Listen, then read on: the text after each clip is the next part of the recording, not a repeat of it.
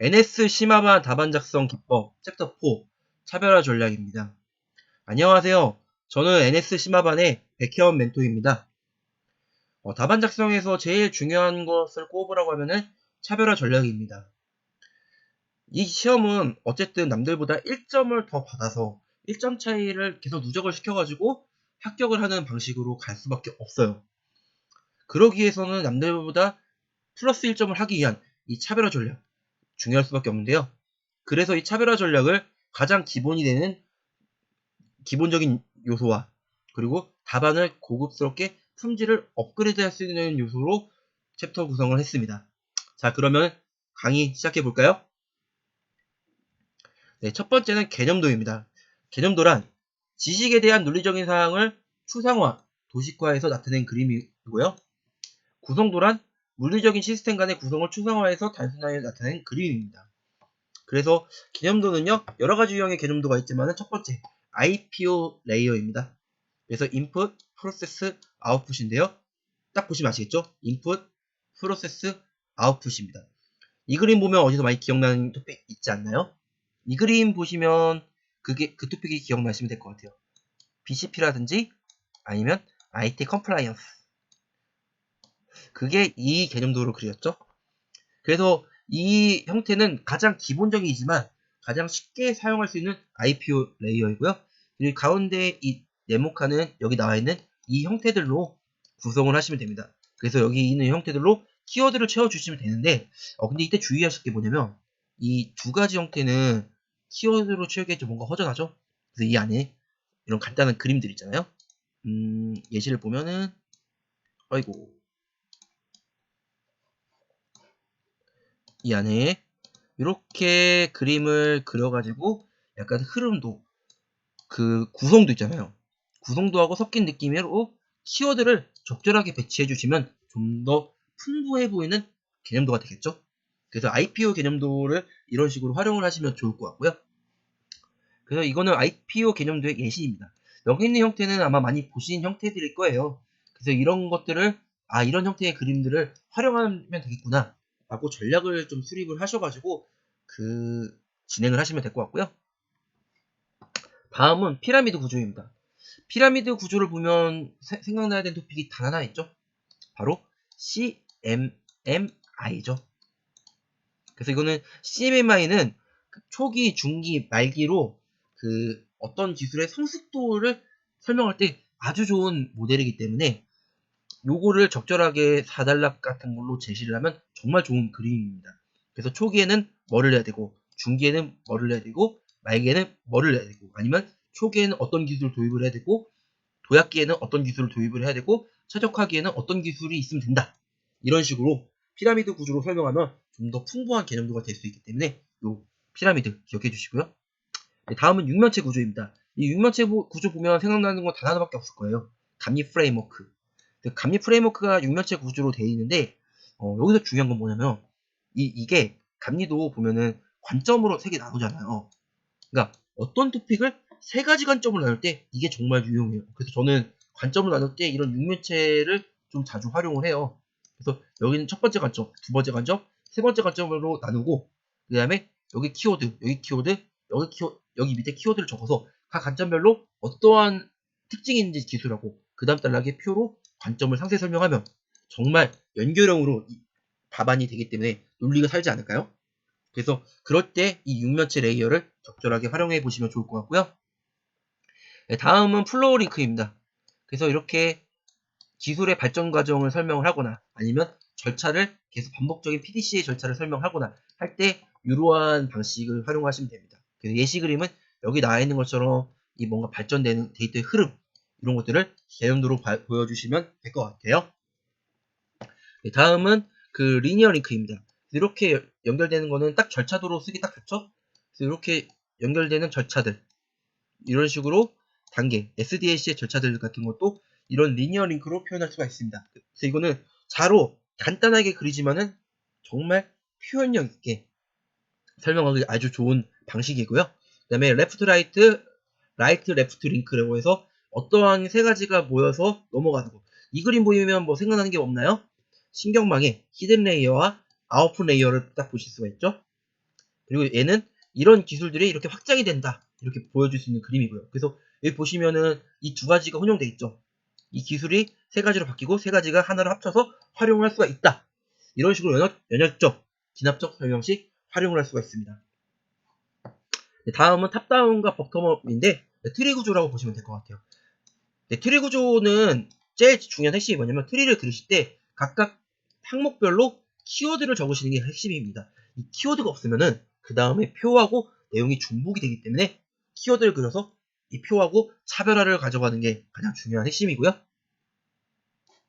그 다음에 포커스 링크로 가운데의 핵심을 포커싱하는 형태로서 이거는 2교시형 1단락이나 4단락에서 정말 많이 쓰이는 포맷이죠. 특히 4단락에서 이 포커스 링크가 제일 많이 나오는 것 같습니다. 그래서 이 링크는 어쨌든 가운데와 이 좌우 내용이 중요하기 때문에 토픽 간의 흐름, 연관관계로 내용을 도출을 하시면 될 것 같고요. 1단락과 4단락에 적절하게 활용을 하시면 정말 좋은 개념들입니다. 네, 다음은 버스 링크로 그 데이터들이 가운데로 모이는 형태로 구성하시면 됩니다. 그래서 포커스 링크의 응용 형태로요. 그 비전에 따른 수행 방안이라든지 관계, 기대효과 작성 시에 사용하면 좋은데요. 여기 나와 있는 것처럼 이런 항목들이 이렇게 버스를 통해서 확장이 된다거나 통합이 된다는 것을 표현하시면 되고요. 그다음에 여기서는 구성 요소 간에 이렇게 연관 관계가 있다.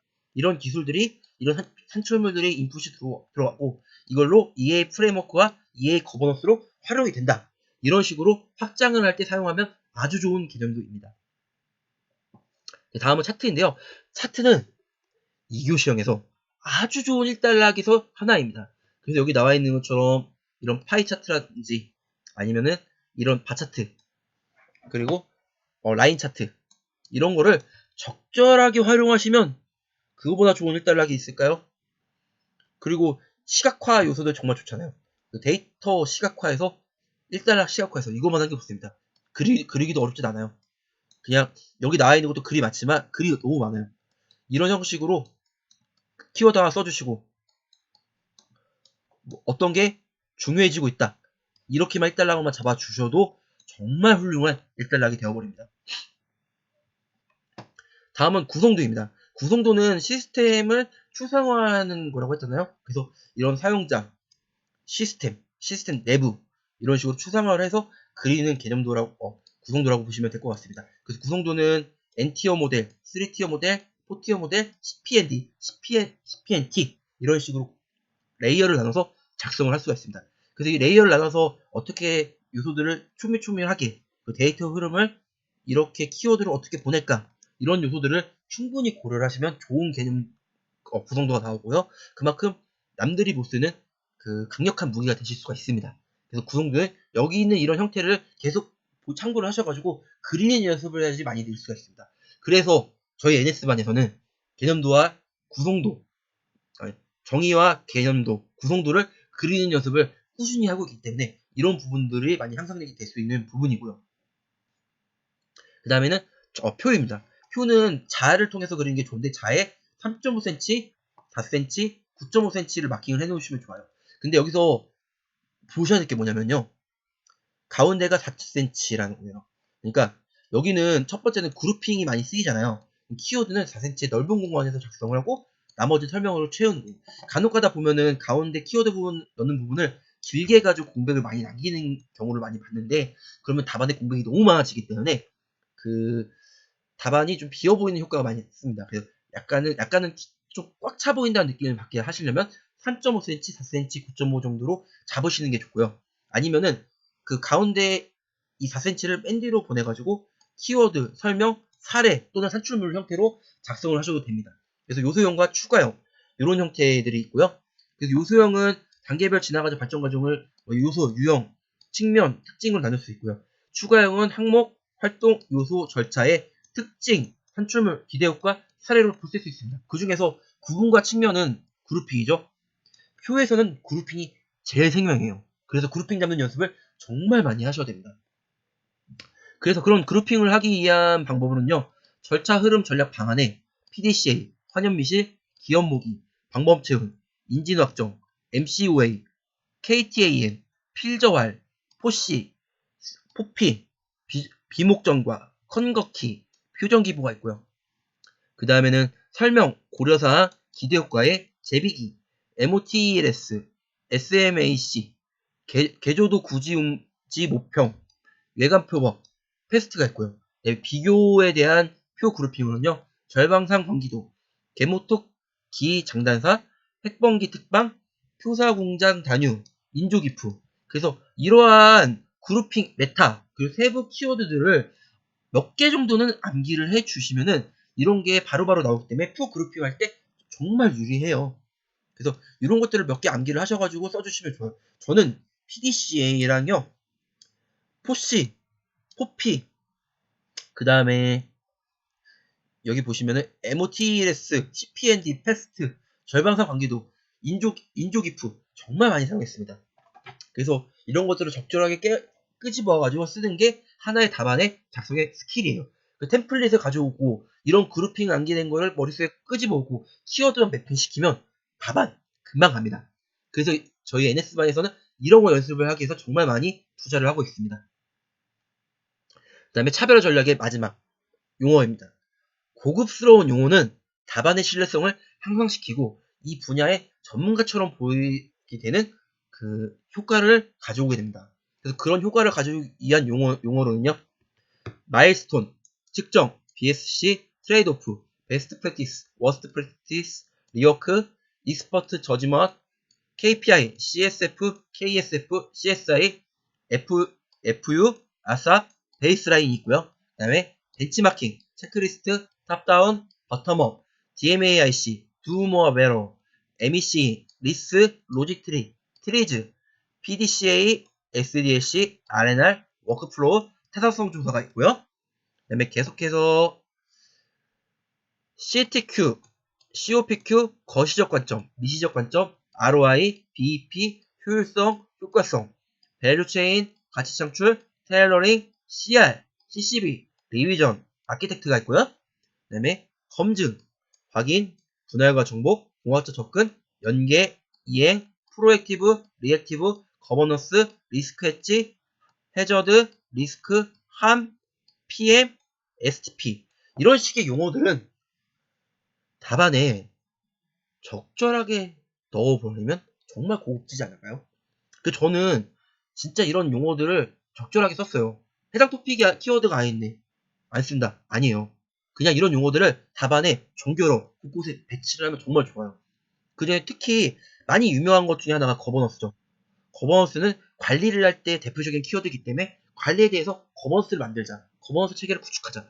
이런 식으로 하면 정말 있어 보이는 용어가 되거든요. 그래서 이런 식의 용어들을 적절하게 활용을 해서 답안지의 품질을 업그레이드 하시면 정말 좋을 것 같습니다. 네, 이상 챕터 4 차별화 전략이고요. 이상 강의를 마치겠습니다. 저는 NS반의 백현 멘토였습니다. 감사합니다.